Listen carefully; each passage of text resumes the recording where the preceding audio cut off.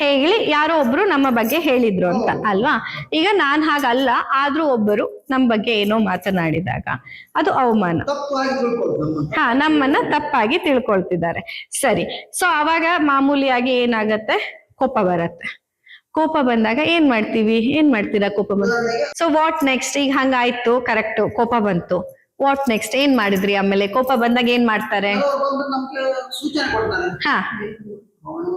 ಹಾ ಆಯ್ತು, ಸರಿ, ಅವ್ರು ಸೂಚನೆ ಕೊಟ್ರು. ಹಾ, ಆಮೇಲೆ ನೆಕ್ಸ್ಟ್ ನೀವೇನ್ ಮಾಡ್ತೀರಾ? ಒಂದು ಉದಾಹರಣೆ, ಇದು ಜಸ್ಟ್ ಕಾಲ್ಪನಿಕ ಆಯ್ತಾ, ನಿಜ ಅಲ್ಲ. ಹಾ ಸರಿ, ಆಮೇಲೆ ನಾವೇನ್ ಮಾಡ್ತೀವಿ? ಯಾರನ್ನ ಕೇಳ್ಬೇಕು? ಹಾ, ಅವನನ್ನ ಹೇಗ್ ಕೇಳ್ತೀವಿ? ಹೇಗ್ ಕೇಳ್ತೀವಿ ನಾವು? ಹೇಗ್ ಕೇಳ್ತೀವಿ?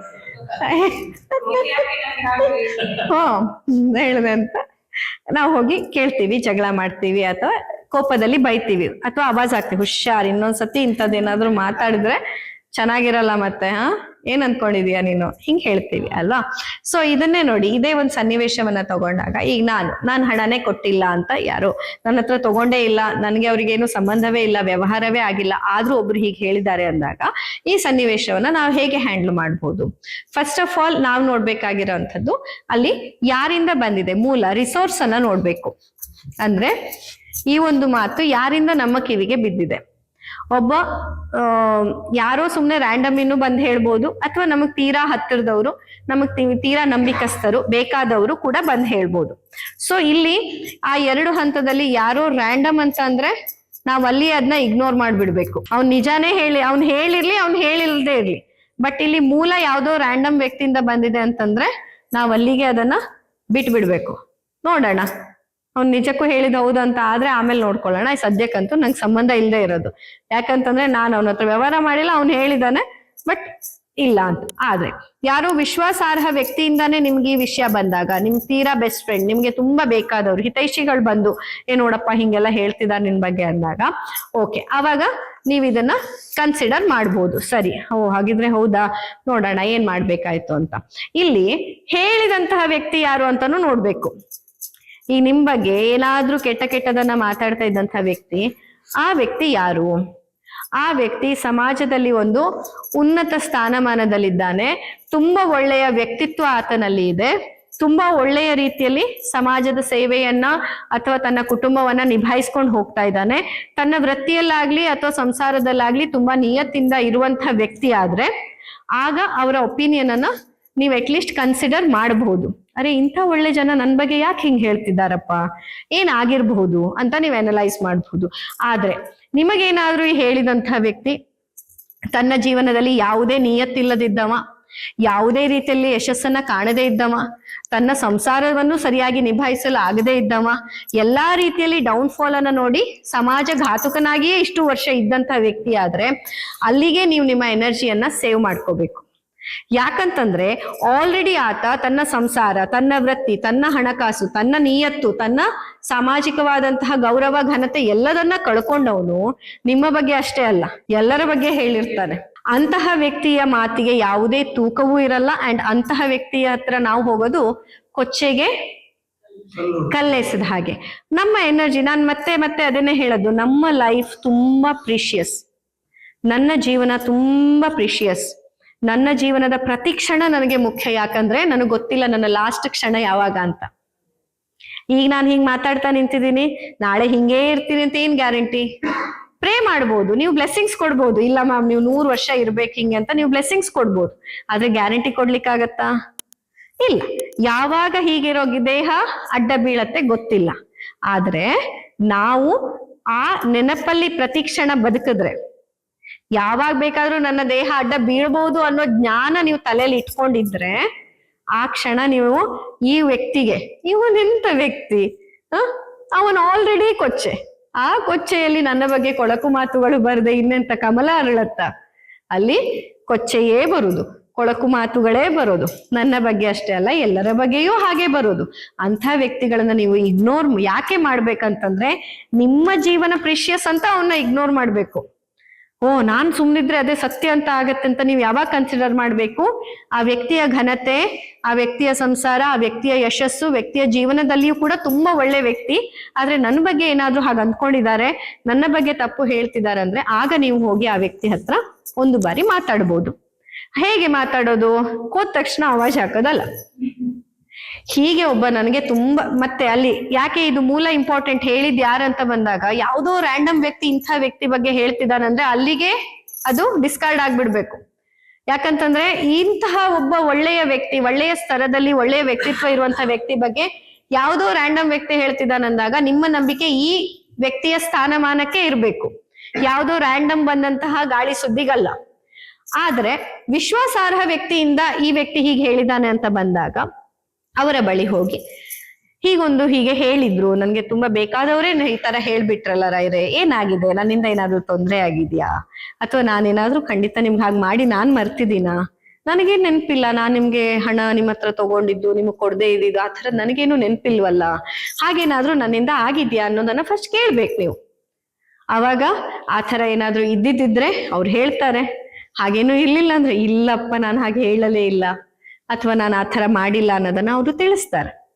ಸೊ ಅಲ್ಲಿಗೆ ಆ ವಿಷಯ ರಿಸಾಲ್ವ್. ಇಲ್ಲಿ ಮತ್ತೆ ಕೋಪಕ್ಕೆ ಅವಕಾಶ ಎಲ್ಲುಂಟು? ನೀವೇ ಹೇಳಿ ಒಮ್ಮೆ. ಆಯ್ತು, ಅಷ್ಟಕ್ಕೂ ನಾನೀಗ ಹೀಗೆ ಗೊತ್ತಾದ ತಕ್ಷಣದಲ್ಲಿ ಸೀದಾ ಹೋಗಿ ಆ ವ್ಯಕ್ತಿಯ ಮೇಲೆ ಕೋಪ ಮಾಡಿದೆ ಅಂತ ಇಟ್ಕೊಳ್ಳಿ. ಯಾವುದೇ ವ್ಯಕ್ತಿ, ಸಮಾಜದಲ್ಲಿ ಒಳ್ಳೆ ವ್ಯಕ್ತಿತ್ವ ಇರುವವನಾಗಿರ್ಬೋದು ಅಥವಾ ತೀರಾ ನೀಚ ವ್ಯಕ್ತಿತ್ವ ಇದ್ದವನೇ ಆಗಿರ್ಬೋದು, ನಾನು ಹೋಗಿ ಸೀದಾ ಬೈದೆ ಅಂತ ಇಟ್ಕೊಳ್ಳಿ. ಏನಾಗತ್ತೆ?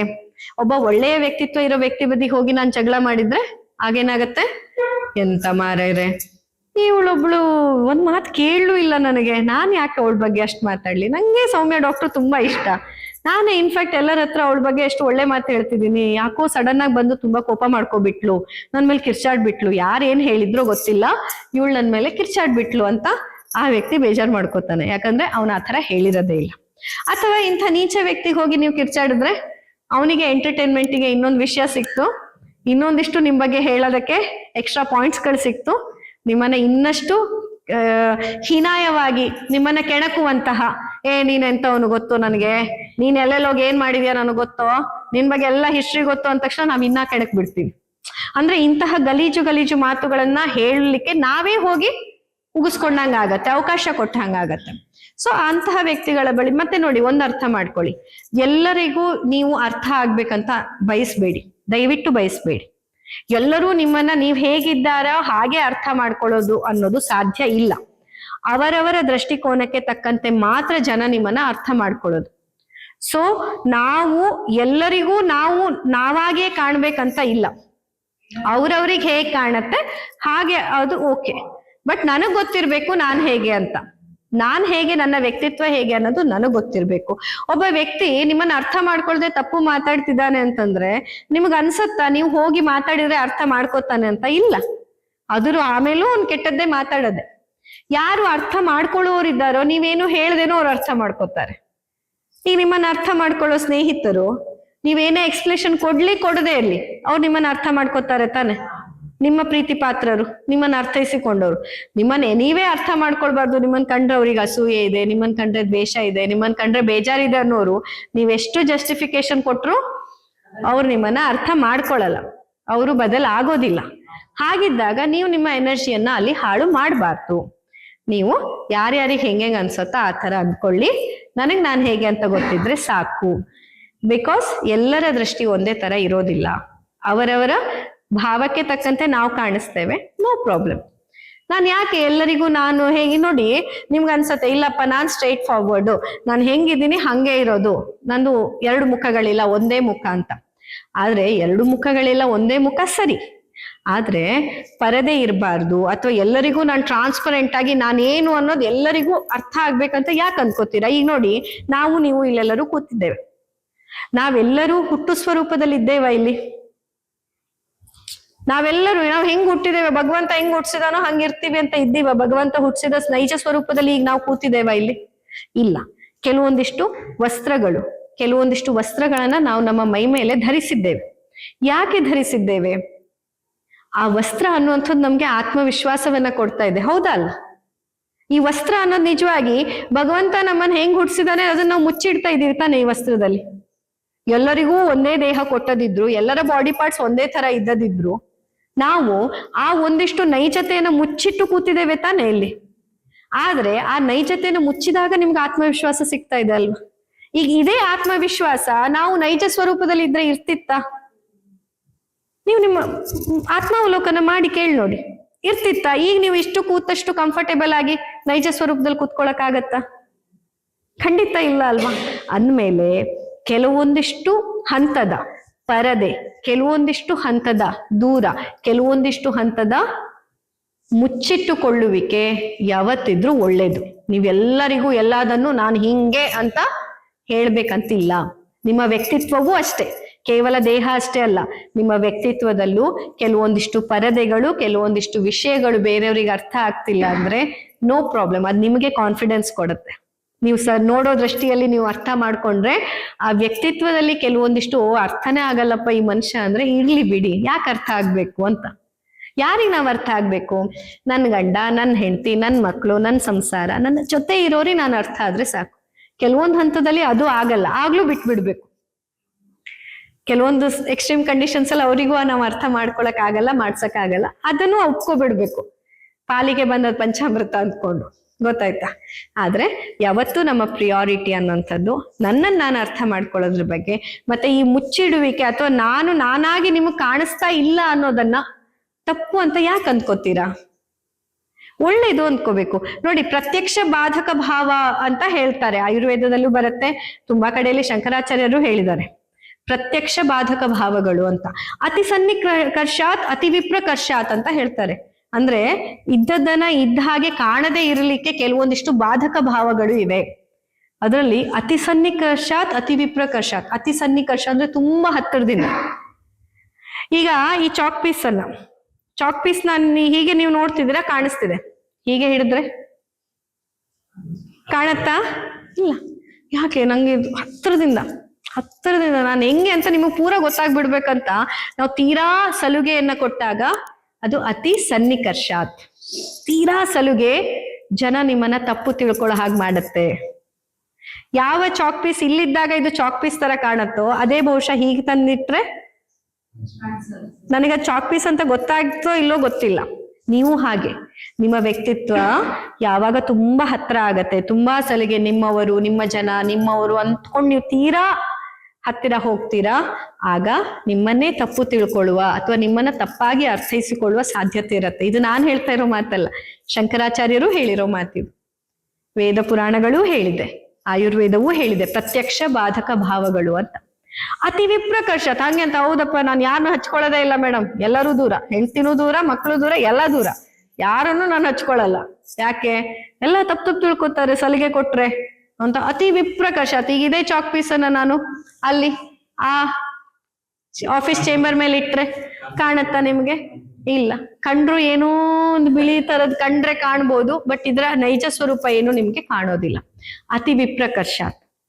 ಹೀಗೆ ಪ್ರತ್ಯಕ್ಷ ಬಾಧಕ ಭಾವಗಳಲ್ಲಿ ನಮ್ಮ ವ್ಯಕ್ತಿತ್ವವೂ ಕೂಡ, ನಿಮ್ಮ ವ್ಯಕ್ತಿತ್ವ ಬೇರೆಯವ್ರಿಗೆ ಅರ್ಥ ಆಗ್ಬೇಕಂದ್ರೆ ಒಂದು ಸೇಫ್ ಡಿಸ್ಟೆನ್ಸ್ ಎಲ್ಲರ ಜೊತೆ ಇರ್ಬೇಕು.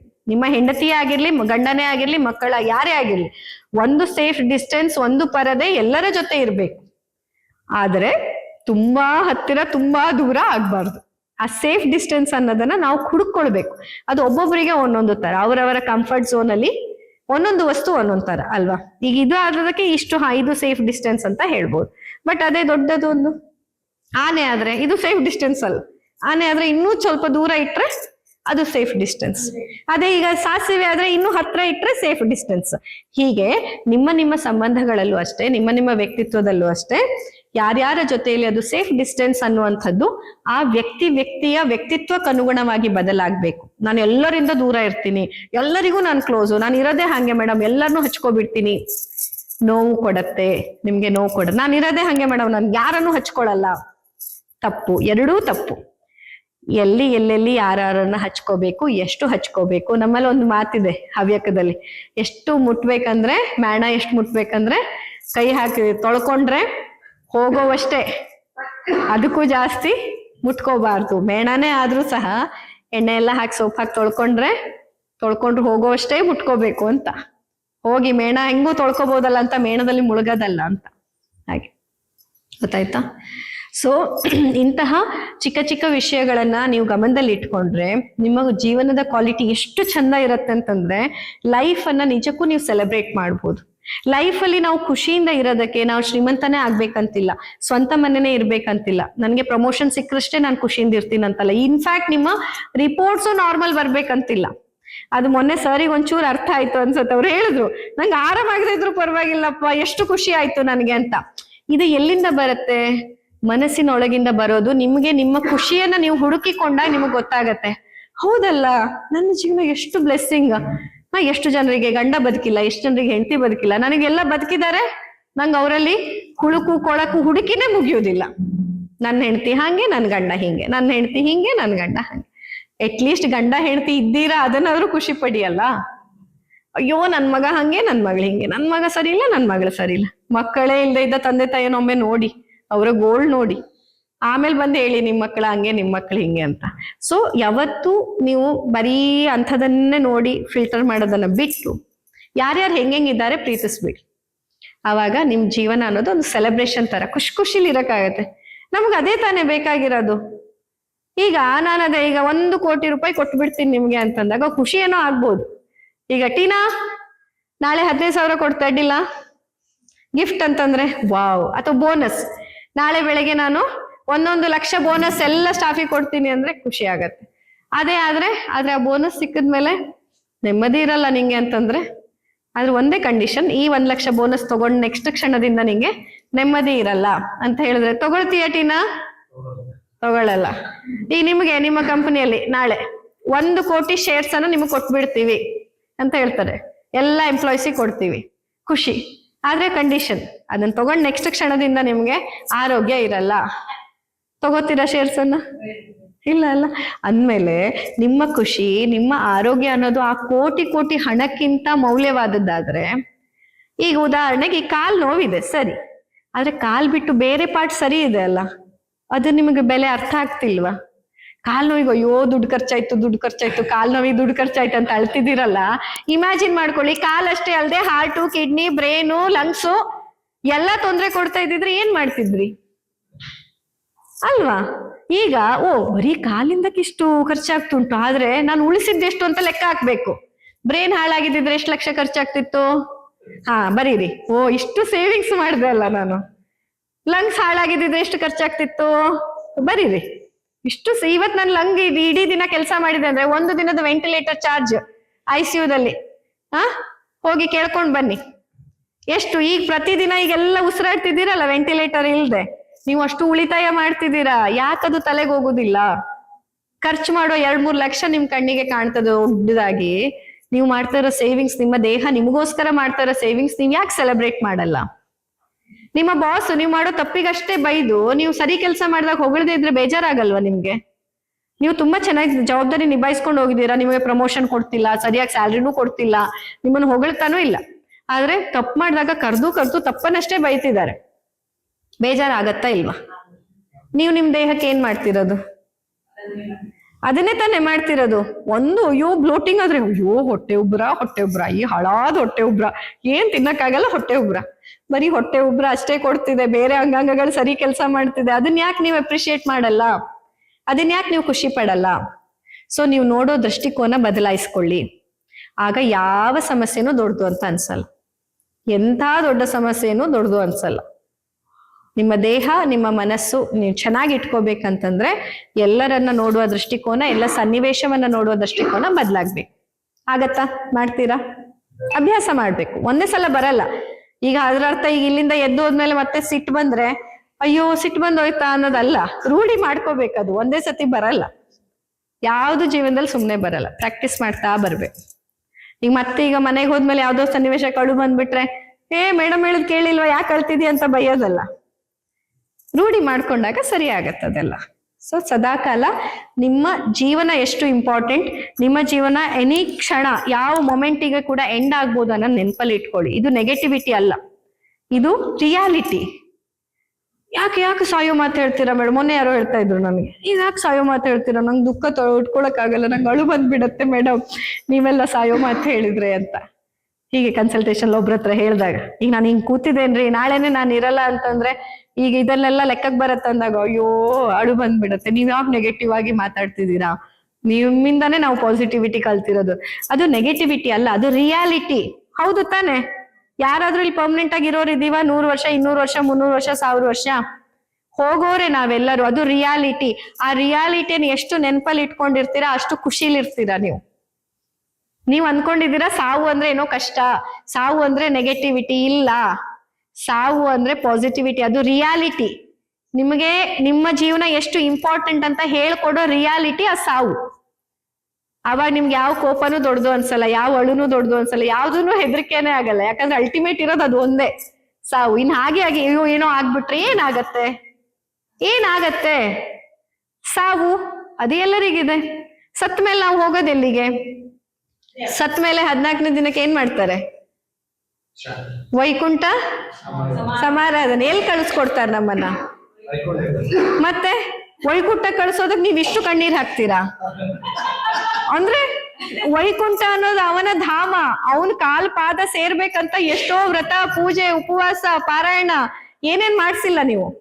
ಅಂತ ವೈಕುಂಠಕ್ಕೆ ನಿಮ್ಮನ್ನ ಕಳಿಸೋದು ಅಂದ್ರೆ ನೀವು ಕಣ್ಣೀರ್ ಹಾಕ್ತಾ ಹೋಗ್ತೀರಾ, ಹೆದರ್ಕೊಳ್ತಾ ಹೋಗ್ತೀರಾ. ಏನಿದು? ಇದು ದ್ವಂದ್ವಗಳಲ್ವಾ? ಬದುಕಿನ ದ್ವಂದ್ವಗಳು. ಆ ಶಿವನ ಪಾದ ಅಂತಾನೆ ಇಡೀ ಜನ್ಮ ಪೂಜೆ ಮಾಡಿಸ್ತೀರಾ, ಅರ್ಚನೆಗಳನ್ನ ಮಾಡಿಸ್ತೀರಾ, ದೇವಸ್ಥಾನಕ್ಕೆ ಹೋಗ್ತೀರಾ. ಅದೇ ಶಿವನ ಪಾದ ಸೇರೋ ದಿನ ಬಂದ್ರೆ ಎಂತ ಇದು? ನಿಜವಾಗಿ ನೀವು ಅಳೋದಾದ್ರೆ ಜೀವನದ ಪ್ರತಿ ಕ್ಷಣದ ಸಾವು ಯಾವುದು ಗೊತ್ತಾ? ನೀವ್ ಯಾವ್ಯಾವಾಗ ಭಯದಲ್ಲಿ ಇರ್ತೀರಾ ಅದು ಸಾವು, ಯಾವ್ಯಾವಾಗ ಕೋಪದಲ್ಲಿ ಇರ್ತೀರಾ ಅದು ಸಾವು, ಯಾವ್ಯಾವಾಗ ದ್ವೇಷದಲ್ಲಿ ಇರ್ತೀರಾ ಅದು ಸಾವು, ಯಾವಾಗ ಬೇರೆಯವ್ರನ್ನ ನೋಡಿ ಹೊಟ್ಟೆ ಕಿಚ್ಚು ಮಾಡ್ಕೋತೀರಾ ಅದು ಸಾವು. ಯಾಕಂದ್ರೆ ಆ ಕ್ಷಣದ ಬದುಕಿನ ರುಚಿ ಕಳ್ಕೊಂಡ್ರಿ ನೀವು ಅಂತ. ಬದುಕು ಮತ್ತೆ ವಾಪಸ್ ಬರೋದಿಲ್ಲ. ಆ ಕ್ಷಣದ ಬದುಕಿನ ಸವಿಯನ್ನ ಸವಿಲಿಲ್ಲ ನೀವು, ಅದು ಸತ್ತೋಯ್ತು. ಮತ್ತೆ ಆ ಕ್ಷಣ ವಾಪಸ್ ಬರೋದಿಲ್ಲ. ಸೊ ಅದನ್ನ ಅರ್ಥ ಮಾಡ್ಕೊಂಡು ಇನ್ ಮುಂದೆ ಆದ್ರೂನು ಪ್ರತಿ ಕ್ಷಣದನ್ನ ಪ್ರೀತಿ, ವಿಶ್ವಾಸ, ಧೈರ್ಯ, ಒಂದು ಕ್ಷಮೆ, ಸಮಾಧಾನ ಇದರಿಂದ ನೀವು ಕಳೆದ್ಬಿಟ್ರೆ ಜೀವನದಲ್ಲಿ ನೀವು ಅಮರತ್ವವನ್ನ ಪಡ್ಕೊಳ್ಳೋದು. ಅಮೃತತ್ವ ಅಂತಂದ್ರೆ ಸಾಯದೆ 1000 ವರ್ಷ ಇರೋದಲ್ಲ, ಸಾಯುವ ತನಕ ಜೀವನದಲ್ಲಿ ಸಾಯದೆ ಇರೋದು ಅಮೃತತ್ವ. ಅರ್ಥ ಮಾಡ್ಕೊಳ್ಳಿ. ಯಾವುದನ್ನು ಕೂಡ ನಮ್ಮ ಶಾಸ್ತ್ರಗಳು ರಿಯಾಲಿಟಿಗೆ ಅಪೋಸಿಟ್ ಆಗಿ ಬರ್ದಿಲ್ಲ. ಯಾರೋ ಮೊನ್ನೆ ಒಬ್ರು ಕೇಳ್ತಾ ಇದ್ರು, ಒಬ್ರು ನಾಸ್ತಿಕರು, ನನ್ನ ಅದೇ ಪೇಷಂಟ್ ಒಬ್ರು ನಾಸ್ತಿಕರು ಹೇಳ್ತಾ ಇದ್ರು, ಈಗ ನಾವು ಅಸತೋಮ ಸದ್ಗಮಯ, ತಮಸೋಮ ಮೃತ್ಯೋರ್ಮ, ಹಾ ಏನೇನೋ ಹೇಳ್ತಾರೆ. ಇದನ್ನೆಲ್ಲ ನಾವು ನಂಬೇಕಾ? ದೇವ್ರು ದಿಂಡ್ರು ಅಂತೂ ಬಿಡಿ. ಇದು ನೋಡಿ, ಹುಟ್ಟಿದ ಪ್ರತಿ ಜೀವಿ ಸಾಯ್ತಾನೆ ಅನ್ನೋದು ಸತ್ಯ. ಅಂಥದ್ರಲ್ಲಿ ನೀವು ಪ್ರೇಯರ್ ಮಾಡ್ಕೊಂಡು ಏನಂತೀರಾ? ಮೃತ್ಯುವನ್ನ ಗೆದ್ದು ಅಮೃತತ್ವವನ್ನ ಕೊಡು ಅಂತೀರಾ. ಇದೆಲ್ಲ ನಾವು ಯಾಕೆ ಮಾಡ್ಬೇಕು ಪ್ರೇಯರು? ಕಡೆ ಮಾಡುದು ಇದೆಲ್ಲ. ಯಾಕಂದ್ರೆ ಆತ ನಾಸ್ತಿಕ, correct. I respect every single individual. ನನಗೆ ಆಸ್ತಿಕರ ಮೇಲೆ ಸಹ ದ್ವೇಷ ಇಲ್ಲ. ನಾಸ್ತಿಕರು ಅಂದ್ರೆ ಅಷ್ಟೇ ಶ್ರೇಷ್ಠ ಅಂತ ನಾನು ಯಾವತ್ತೂ ಹೇಳಲ್ಲ. ಆಸ್ತಿಕರಲ್ಲೂ ಮೂರ್ಖರು ತುಂಬಾ ಜನ ಇದ್ದಾರೆ, ನಾಸ್ತಿಕರಲ್ಲೂ ಮೂರ್ಖರು ತುಂಬಾ ಜನ ಇದ್ದಾರೆ. ಹಾಗಲ್ಲ. It's all about how you are living. ನಿಮ್ಮ ಜೀವನದಲ್ಲಿ ಯಾವ ಮೌಲ್ಯ ಇಟ್ಕೊಂಡು ನೀವು ಬದುಕ್ತಿದ್ದೀರಾ ಅದು ಮುಖ್ಯ. ನೀವು ಆಸ್ತಿಕರೋ ನಾಸ್ತಿಕರೋ ಮುಖ್ಯ ಅಲ್ಲ. ಜೀವನದ ಮೌಲ್ಯ ಹೇಗಿದೆ ನಿಮ್ಮಲ್ಲಿ, ಯಾವ ತರ ಬದುಕ್ತಿದ್ದೀರಾ ಅದು ಮುಖ್ಯ. ಆವಾಗ ಅವ್ರಿಗೆ ನಾನು ಅದೇ ಅಂದೆ, ನೀವೇನ್ ಅನ್ಕೊಂಡಿದ್ದೀರಾ? ಮೃತ್ಯೋರ್ಮ ಅಮೃತಂ ಗಮಯ ಅಂತಂದ್ರೆ ನಾನು ಅಮರ ಸದಾಕಾಲ, ನಂಗೆ ಭೂಮಿ ಮೇಲೂ ಸಾವು ಬರಬಾರ್ದು, ಭೂಮಿ ಕೆಳಗೂ ಸಾವು ಬರಬಾರ್ದು, ಮನೆ ಹೊರಗೆ ಸಾವು ಬರಬಾರ್ದು, ಮನೆ ಒಳಗೆ. ಹಂಗಲ್ಲ. ಅಮೃತತ್ವ ಅಂತಂದ್ರೆ ಈ ಪ್ರತಿ ಕ್ಷಣದ ಮೃತ್ಯು ಇದೆಯಲ್ಲ, ಒಂದು ಸತಿ ನೋವು ಬಂದಾಗ ಆ ನೋವು ಅನ್ನೋ ಭಾವನೆ ಮೃತ್ಯು. ನಾವ್ ಯಾಕೆ ನೋವಿಗೆ ಹೆದರ್ತೀವಿ? ಯಾಕಂದ್ರೆ ಆ ನೋವು ಅನ್ನೋ ಭಾವನೆ ನಿಮ್ಮ ಜೀವನದ ಆ ಕ್ಷಣಗಳ ಜೀವವನ್ನ ತೆಗೆಯತ್ತೆ. ಸೊ ಅದು ಒಂದು ಮೃತ್ಯು. ಭಯ ಬಂದಾಗ ಅದು ಮೃತ್ಯು, ಕೋಪ ಬಂದಾಗ ಅದು ಮೃತ್ಯು, ದ್ವೇಷ, ಜಲಸಿ ಈ ಎಲ್ಲ ಭಾವನೆಗಳು ಒಂದೊಂದು ಮೃತ್ಯು. ಸೊ ಆ ಮೃತ್ಯುವನ್ನ ಜಯಿಸ್ಬೇಕು ಅಂತ, ಅದು ಅಮೃತತ್ವ. ನಿಜವಾದ ಅಮೃತತ್ವ ನೀವು 1000 ವರ್ಷ ಇರೋದು ಅಲ್ವೇ ಅಲ್ಲ. ನೀವು 50 ವರ್ಷ ಇದ್ರು 50 ವರ್ಷ ಅಮರರಾಗಿರ್ಬೇಕು ಅಂದ್ರೆ ಈ ತರ ಇರ್ಬೇಕು. ಕೋಪ, ದ್ವೇಷ, ಅಹಂಕಾರ, ನಾನೇ ಎಲ್ಲ, ನಾನೇ ಸರಿ. ಏನಾಗತ್ತೆ? ಒಂದ್ಸತಿ ಹೌದು ನಾನು ತಪ್ಪು ಅಂತ ಒಪ್ಕೊಂಡ್ರೆ ಏನ್ ಗಂಟು ಹೋಗತ್ತೆ ನಿಮ್ದು? ನಾನೇ ಇವತ್ತು ತಪ್ಪು ಮಾಡಲ್ಲ. ಹಾಗೆಲ್ಲ ಇರಬಾರ್ದು. ಅಹಂಕಾರ, ದ್ವೇಷ, ಅಸೂಯೆ, ಹೊಟ್ಟೆ ಕಿಚ್ಚು, ಭಯ, ನೋವು ಇದನ್ನೆಲ್ಲ ಮೃತ್ಯುವಿಗೆ ಹೋಲಿಸಿರೋದು. ನಮ್ಮ ಶಾಸ್ತ್ರಗಳಲ್ಲಿ ಯಾವುದೂ ಆ ರೀತಿ ತಪ್ಪಿಲ್ಲ. ಆದ್ರೆ ಕೆಲವರು ಬುದ್ಧಿಗೇಡಿಗಳು ತಪ್ಪಾಗಿ ಅರ್ಥ ಮಾಡ್ಕೊಂಡು ತಪ್ಪಾಗಿ ಬರ್ದಿಟ್ಬಿಡ್ತಾರೆ ಸಾವನ್ನ ಜಯಿಸೋದು ಅಂತ. ಸಾವನ್ನ ಜಯಿಸೋದು ಪ್ರಕೃತಿ ವಿರುದ್ಧವಾದದ್ದು. ಪ್ರಕೃತಿ ವಿರುದ್ಧವಾದದ್ದು ಯಾವುದೂ ನಮ್ಮ ಶಾಸ್ತ್ರ ಪುರಾಣಗಳಲ್ಲಿ ಹೇಳಲಿಲ್ಲ. ಪ್ರಕೃತಿ ವಿರುದ್ಧ ಅಲ್ಲ ಅದು. ಅಲ್ಲಿ ಹೇಳಿರೋ ಅರ್ಥ ಬೇರೆ, ನೀವು ತಪ್ಪಾಗಿ ಅಂದ್ಕೊಂಡಿರೋದು ಅದನ್ನಷ್ಟೇ. ಗೊತ್ತಾಯ್ತಾ? ಸೊ ಆ ಅಮೃತತ್ವವನ್ನ ನೀವು ಬಯಸ್ಬೇಕು. ಆ ಅಮೃತತ್ವವನ್ನು ಬಯಸ್ಬೇಕಂದಾಗ ನಿಮ್ಮ ವ್ಯಕ್ತಿತ್ವ ನಿಮಗ್ ಗೊತ್ತಿರ್ಬೇಕು. ಎಲ್ಲರೆದ್ರು ತೆರೆದಿಡೋ ಅಗತ್ಯ ಇಲ್ಲ. ಎಲ್ಲರೆದ್ರು ಒಂದು ಪರದೆ ಇರ್ಲೇಬೇಕು. ಅದು ನಿಮ್ಮ ಆಧ್ಯಾತ್ಮಿಕ ಬದುಕೆ ಆಗಿರ್ಲಿ, ನಿಮ್ಮ ವೈಯಕ್ತಿಕ ಬದುಕೆ ಆಗಿರ್ಲಿ, ನಿಮ್ಮ ಸಂಬಂಧಗಳೇ ಆಗಿರ್ಲಿ, ಈವನ್ ನಿಮ್ಮ ವ್ಯಕ್ತಿತ್ವದ ಗುಣಲಕ್ಷಣಗಳೇ ಆಗಿರ್ಲಿ, ಒಂದು ಪರದೆ ಇದ್ರೆ ನಿಮಗೆ ಆತ್ಮವಿಶ್ವಾಸ ಸಿಗತ್ತೆ. ಹಾಗಾಗಿ ತೆರೆದ ಪುಸ್ತಕ ಇಡ್ಬೇಕನ್ನೋದೆಲ್ಲ ನಾನು ಒಪ್ಪೋದಿಲ್ಲ. ತೆರೆದ ಪುಸ್ತಕ ಆಗಿಡೋ ಅಗತ್ಯ ಇಲ್ಲ. ನಿಮ್ಮ ಜೀವನ ನಿಮಗ್ ಗೊತ್ತಿರ್ಬೇಕು. ನಾವೇನ್ ಮಾಡ್ತೀವಿ, ಎಲ್ಲರೆದ್ರು ತೆರೆದಿಡ್ತೀವಿ, ನಾವೇ ಓದಲ್ಲ ಆ ಪುಸ್ತಕನ. ನಿಮ್ಮನ್ನ ನೀವು ಎಲ್ಲರಿಗೂ ತೆಗ್ದು ನಿಮ್ಗೆ ಏನ್ ಅನ್ಸಿದ್ರು ಎಲ್ಲಾರ ಹತ್ರ ಹೇಳ್ಕೊಂಡು ಹೋಗು. ನಿಮ್ ಗೋಳು ಹೇಳೋದು ನಿಮ್ದೆಲ್ಲ ಹೇಳದ್ ನಾನು ಹಂಗೆ ಅಪ್ಪ, ನಾನು ತುಂಬಾ ಇನ್ನೋಸೆಂಟ್, ನಾನೆಲ್ಲ ಹೇಳ್ಬಿಡ್ತೀನಿ. ನಿಮ್ಮನ್ನೇ ನೀವು ಓದ್ಕೊಂಡಿರಲ್ಲ. ಆ ತೆರೆದ ಪುಸ್ತಕ ತೆರೆದಿಟ್ಬಿಡ್ತಾರೆ ಸರ್, ಓದುದಿಲ್ಲ ಅದು. ನಾವೇ ನಮ್ಮನ್ನು ಓದ್ಕೊಳ್ಳಲ್ಲ. ಹಂಗಾಗ್ಬಾರ್ದು. ನೀವು ಪುಸ್ತಕ ತೆರೆದಿಡೋದು ಬೇಡ, ನೀವು ಓದ್ಕೊಳ್ಳಿ ಅದನ್ನ. ನೀವು ಓದ್ಕೊಬಿಟ್ರೆ ಎಲ್ಲ ಚೆನ್ನಾಗಾಗತ್ತೆ. ಸರಿನಾ? ಓಕೆ.